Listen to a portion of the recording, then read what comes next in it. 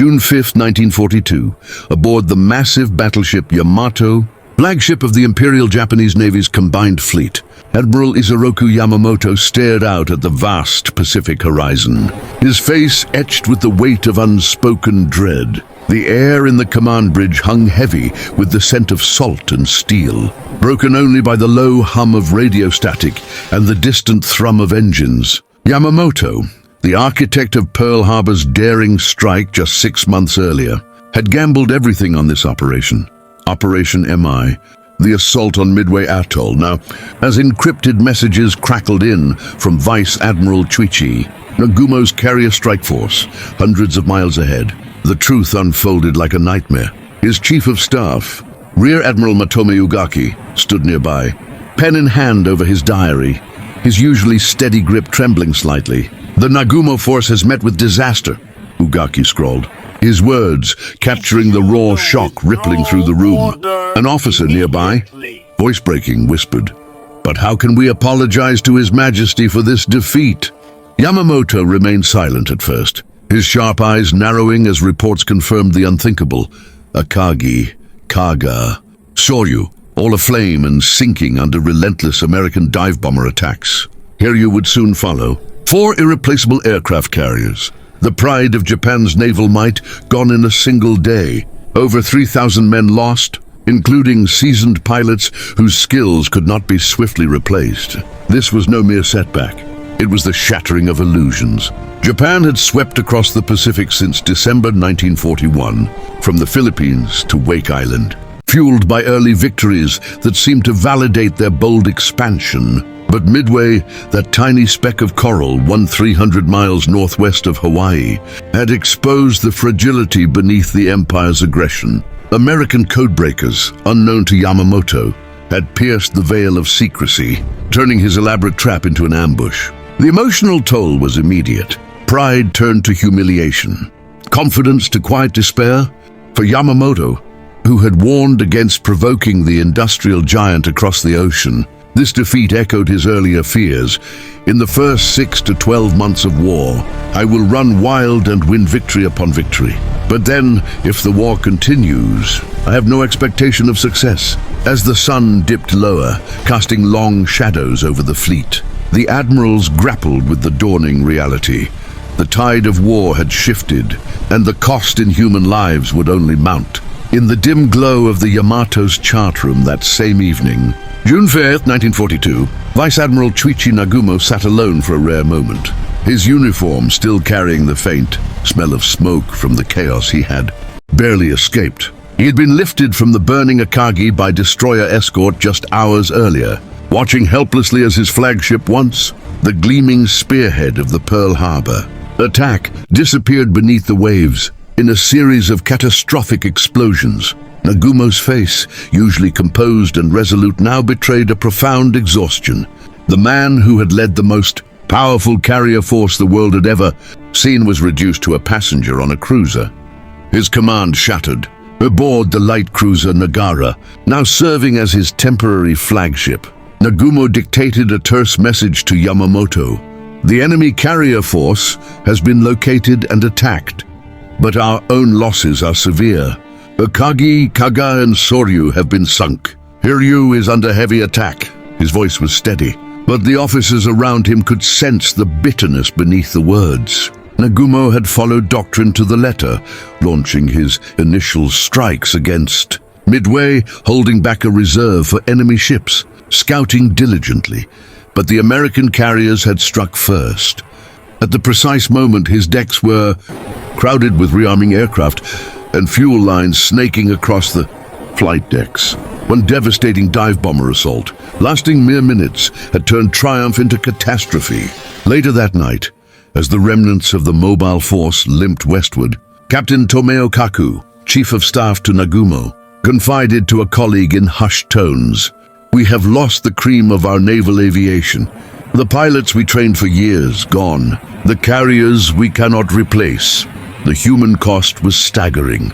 Over 700 skilled airmen perished in the inferno, men whose experience dated back to the China campaigns. Japan's pilot training pipeline, already strained, could not hope to replenish such losses quickly.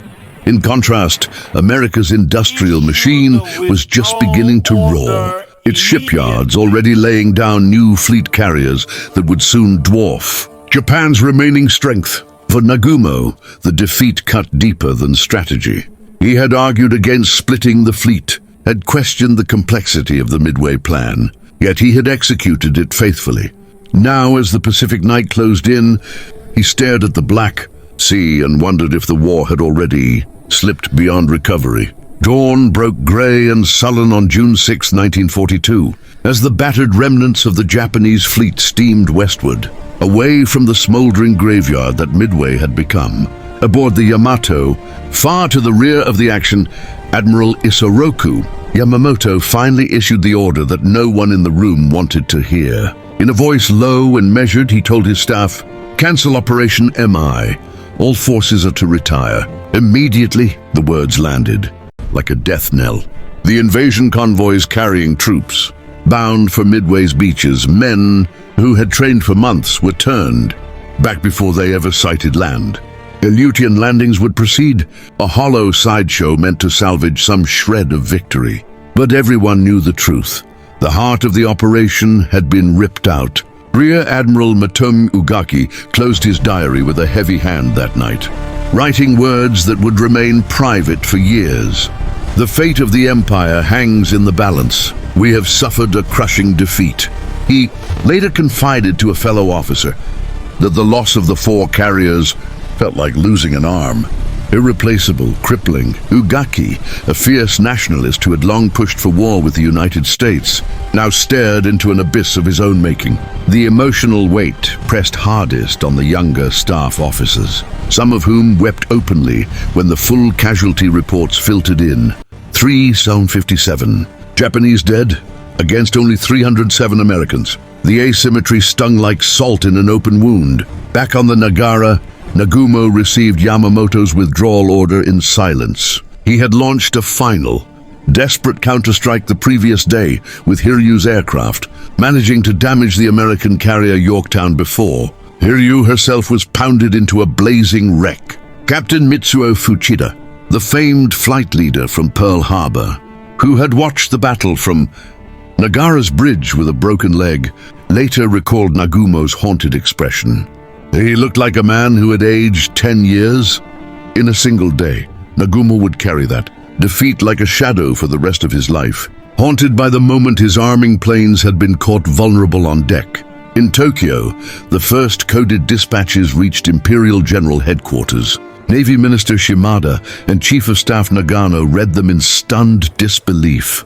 The war they had promised would be swift and decisive had just struck a reef, and the sound of splintering timber echoed across the Pacific. June 7, 1942, in a small, dimly lit cabin aboard the submarine tender Aratama Maru. Far from the battle's aftermath, Captain Mitsuo Fuchida lay on a narrow bunk, his broken leg throbbing under fresh bandages. The man who had led the airstrike on Pearl Harbor, who had screamed "Tora! Tora! Tora!" into the dawn sky, now stared at the steel ceiling and felt something he had never experienced before: helplessness.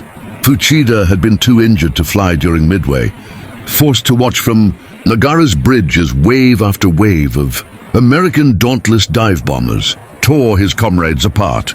He later wrote in his private notes, words he would not publish for decades, "I saw the carriers burn one by one. It was like watching the sun set on the Empire." He turned his head toward the young lieutenant who brought him the latest casualty list. Over 100 pilots from the 4 carriers gone. Names he knew personally, men he had trained with, men who had laughed together over sake in Kagoshima. "They were the best we had," Fuchida whispered. "The Americans can build new ships in months. We cannot build new pilots in years." That single sentence captured the nightmare facing Japan's naval aviation.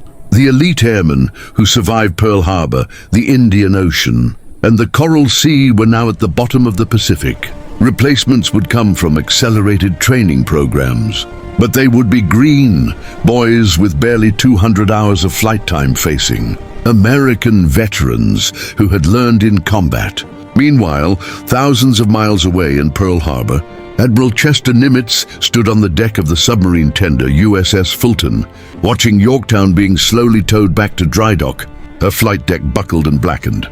She would be salvaged, but the cost had been high. Yet Nimitz allowed himself a rare, quiet smile as he read the latest intelligence summary.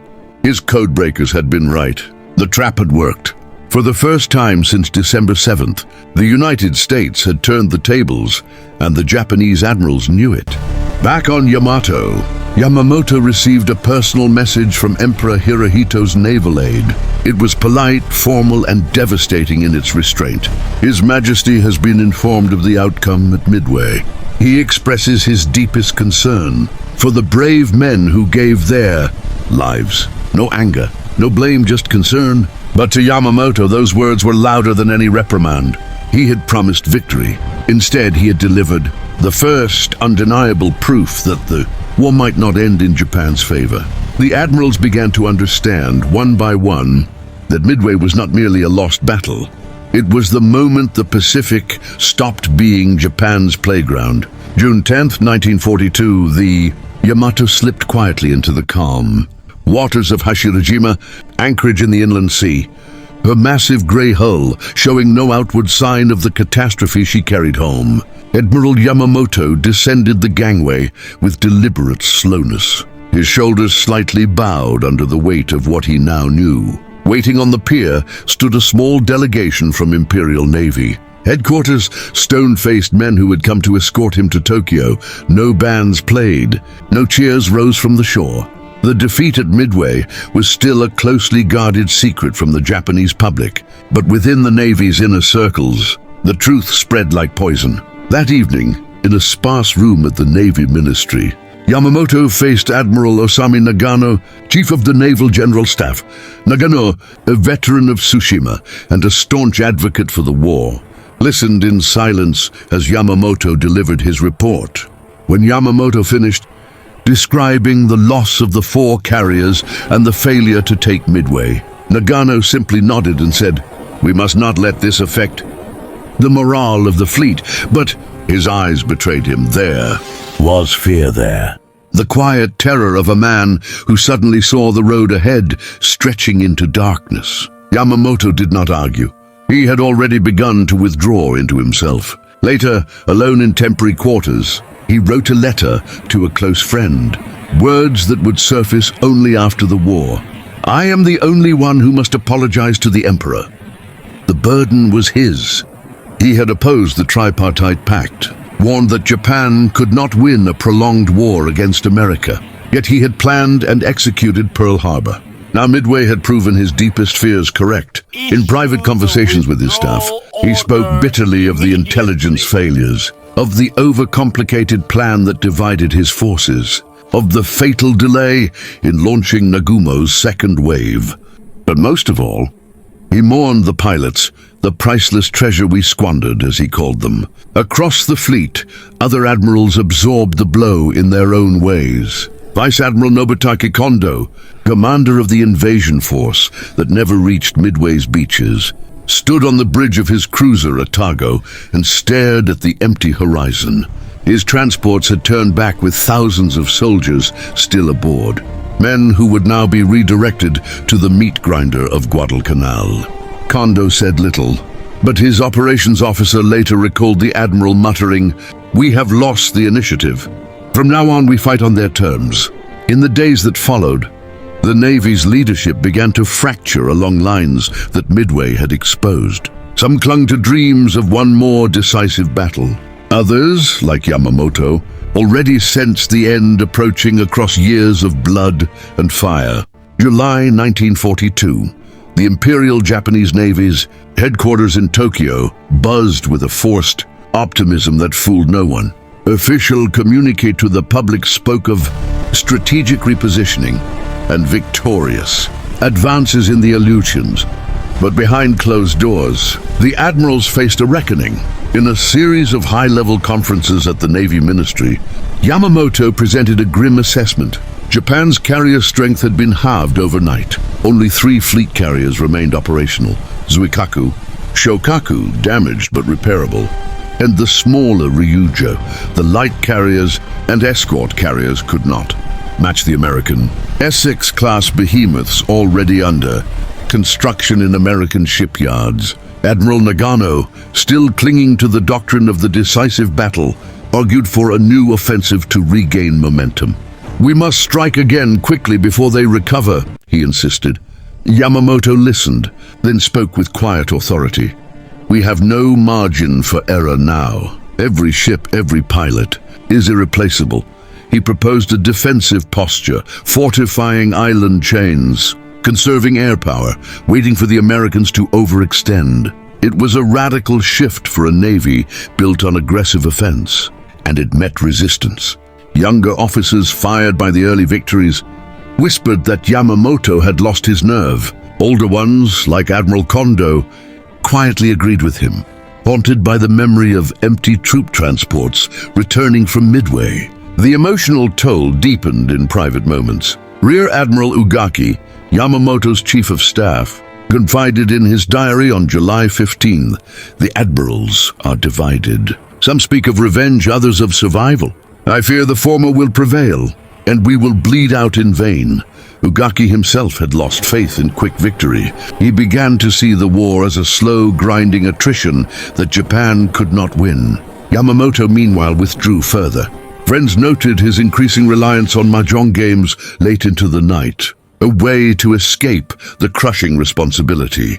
He confided to one aide, "I'm like a gambler who has lost his fortune. All that remains is to play the hand I have left." As summer wore on, the first signs of the next battle emerged. Intelligence reports trickled in about American movements toward the Solomon Islands, Guadalcanal. The admirals knew it would come. Yamamoto approved reinforcements, but he did so with a heavy heart, understanding that every engagement now carried the risk of further irreversible losses. The Empire's admirals were no longer dreaming of conquest. They were beginning to fight for time. August 7th, 1942. The humid air of Truk Lagoon carried the distant rumble of explosions as reports flooded into the combined fleet headquarters aboard Yamato. American Marines had landed on Guadalcanal and Tulagi in the southern Solomons, bold, unexpected, and dangerously close to Japan's supply lines to New Guinea and the East Indies. Yamamoto stood over the operations map, his finger tracing the thin line of islands that now marked the Empire's new frontier. "They have taken the initiative," he said quietly to Ugaki.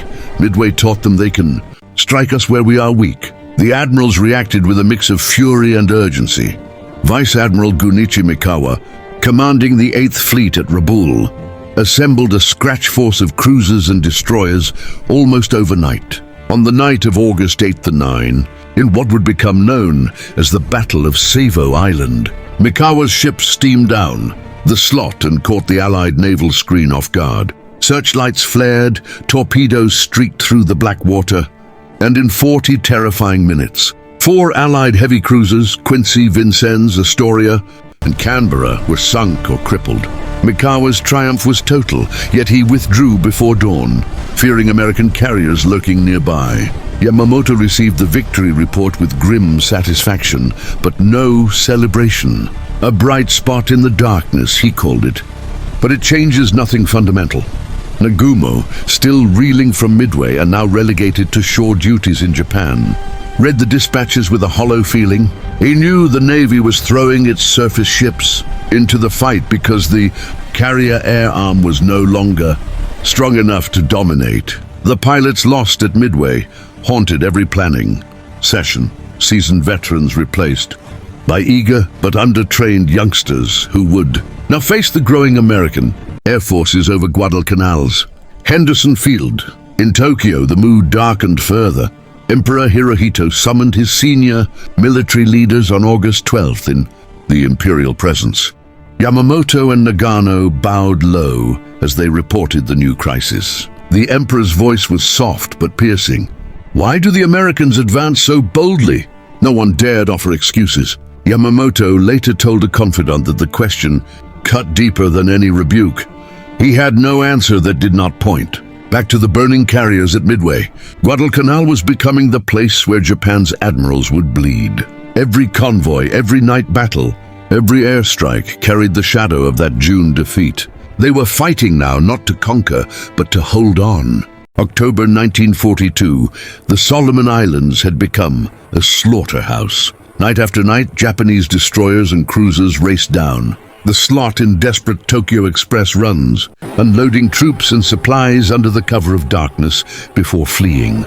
American aircraft at dawn. Aboard the Yamato, still anchored safely at Truk, Admiral Yamamoto pored over the latest reports from the Guadalcanal campaign. The losses mounted relentlessly. Cruisers sunk, destroyers crippled.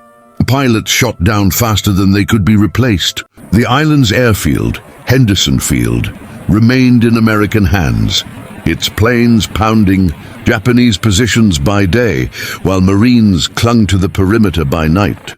In the early hours of October 26, the Battle of Santa Cruz erupted, the first major carrier clash since Midway. Vice Admiral Nagumo, restored to command of the rebuilt carrier force, launched strikes against the American carriers Hornet and Enterprise. For a moment it seemed the old magic might return. Japanese planes swarmed Hornet, sending her to the bottom in flames. But the cost was brutal. Zuikaku and Shokaku were heavily damaged, and once again, the irreplaceable air groups were decimated. Over.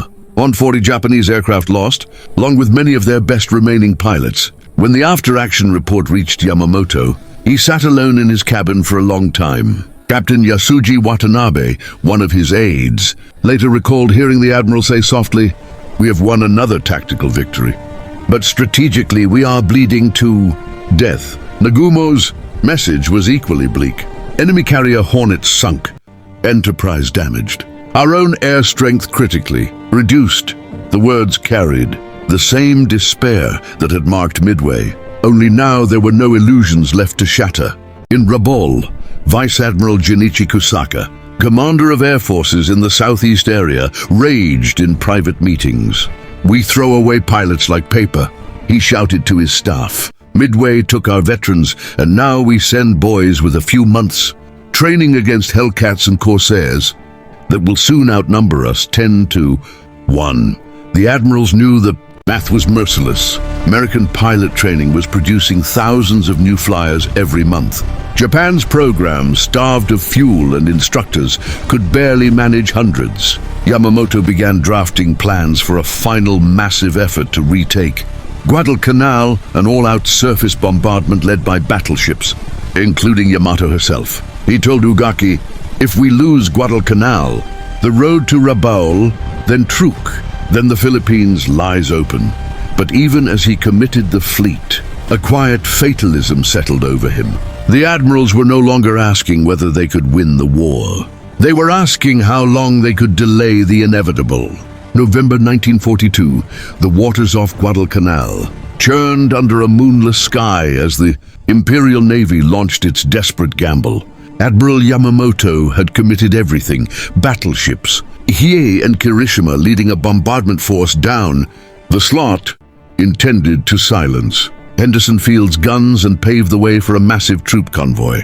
On the night of November 13, Vice Admiral Hiroaki, Abe's task force collided head-on with an American cruiser group in the chaos that became the Naval Battle of Guadalcanal. The fight was brutal, close range, and unforgiving. Searchlights stabbed through the darkness, shells screamed across the water, and torpedoes left glowing wakes. Hiji took devastating hits from American cruisers and destroyers. Her steering crippled, her superstructure ablaze. Abe withdrew, leaving the battleship to circle helplessly until American aircraft finished her the next day. Yamamoto received the news aboard Yamato with a face like stone. "We have lost Hiei," he said simply. The first battleship, sunk by enemy action since the war, began. But the real wound was deeper. The bombardment failed. The convoy would have to try again. 2 nights later, on November 14th of 15, Vice Admiral Nobutake Kondo led the second attempt, with Kirishima at the vanguard. This time, the new American battleships. Washington and South Dakota waited in Iron Bottom Sound. In a savage exchange, Washington's radar-directed 16-inch guns pummeled Kirishima until she rolled over and sank, taking hundreds of sailors with her. Kondo's force scattered. The troop transports, pressed forward without battleship cover, were torn apart by air attacks at dawn. 11 of 12 sunk or beached, along with 5,000 desperately needed soldiers. When the final reports reached Truk, silence fell over the staff room. Ugaki wrote in his diary, "Our surface fleet has been shattered. Guadalcanal cannot be reinforced. The island is lost." Yamamoto stared at the map for hours, then quietly ordered the evacuation of remaining ground, forces a retreat disguised as a transfer. He told his aides, "We are now fighting a war we cannot win. Every battle costs us more than we can afford." The admirals who had once dreamed of dictating terms in the White House now faced the grim arithmetic of attrition. American shipyards were launching carriers and battleships at a pace Japan could never match. Pilot losses from the Solomons campaign had surpassed even Midway's toll. In Tokyo, the High Command finally acknowledged the truth in closed sessions. Midway had been the turning point, but Guadalcanal was the confirmation. The offensive power of the Imperial Navy was broken. From this moment on, the war would be one of delay, sacrifice, and inevitable retreat. February 1943, the last Japanese soldiers slipped away from Guadalcanal under the cover of night, evacuated by swift destroyers in a meticulously planned withdrawal. Over 10,000 men had perished on the island from battle, disease, and starvation. When the final report reached Yamamoto aboard Yamato at Truk, he closed his eyes for a long moment. "It is finished," he said to Ugaki. "Midway broke our sword. Guadalcanal has buried the pieces." The admirals who had gathered around the map table said nothing. There was nothing left to say. In the months that followed, the truth settled over the Imperial Navy like a shroud. Yamamoto, now a marked man in American eyes, flew inspection tours in a bomber over the forward bases. On April 18, 1943, American P-38 fighters, guided by broken Japanese codes, ambushed his plane over Bougainville. The aircraft plunged into the jungle in flames. Yamamoto, the Empire's greatest naval strategist, was dead. When the news reached Tokyo, Nagumo wept openly. The man who had carried the guilt of Midway now mourned the one leader who might have navigated the coming storms. Nagumo himself would not survive the war much longer. As American forces island hopped closer, he took command at Saipan in 1944. When the island fell, he chose death over surrender, ending his life with a pistol on July 6th. Ugaki, ever loyal to Yamamoto's memory, survived until the final day. On August 15, 1945, after the Emperor's surrender broadcast, he climbed into a dive bomber with a handful of young pilots and flew a last kamikaze mission into the sea, carrying Yamamoto's memory with him. The Japanese admirals had known, one by one, from that fateful June morning in 1942. Midway had not been just a battle lost. It had been the moment the Pacific War turned irreversible. The carriers burning on the horizon that day foretold everything that followed.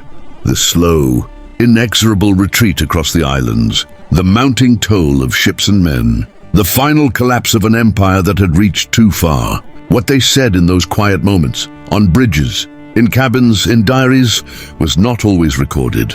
But the silence that followed the reports, the bowed heads, the haunted eyes, spoke louder than any words. They had seen the future in the smoke rising over the Pacific, and they knew the empire would never be the same. Thank you for joining me on this journey through one of history's pivotal turning points. The story of Midway and its aftermath reminds us how swiftly fortunes can shift, and how dearly human ambition is paid in lives.